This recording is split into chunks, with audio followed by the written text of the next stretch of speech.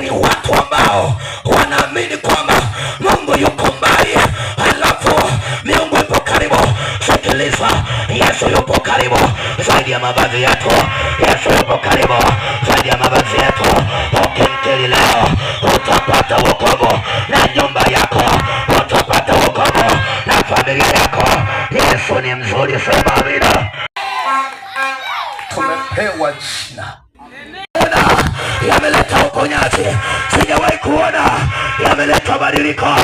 Bali jina la Yesu inaleta badiliko, inaleta badiliko kwenye maisha ya mtu.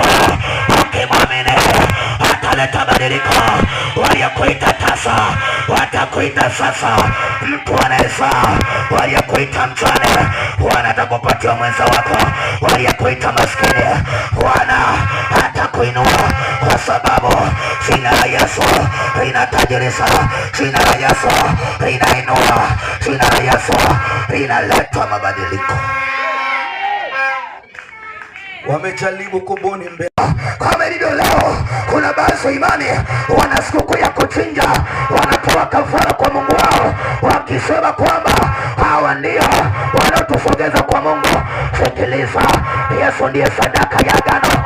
Nasema Yesu ndiye sadaka ya agano jipya, anayetuingiza patakatifu pake, anayetupatanisha na Mungu tuliyemkosea. Sio wanyama tena, sio ndege tena, sio ng'ombe tena, sio ngamia tena, wala mapaka wala mambuzi, bali Yesu Kristo.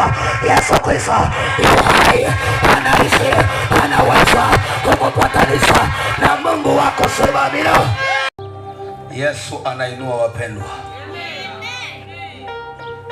Hata kama wanadamu wangepinga vipi, lakini Yesu anaweza. Nao kimpokea leo, hata kuacha kama ulivyo, atabadilisha historia. Wamejaribu kubuni vitu mbalimbali. Unasema na dini yangu whatever. Hata kabla Yesu kuja dini zilikuwako, hazikuweza kumbadilisha mwanadamu. Na dini zao nzuri Yesu aliziona, lakini akatoa tangazo kufungua kwake yeye. Kila aminie hatatayarika. Nami nasema hautatayarika mama. Hata kama wengine leo watasema wewe ni mjinga, ukimwamini Yesu hata ukikuitwa ni mjinga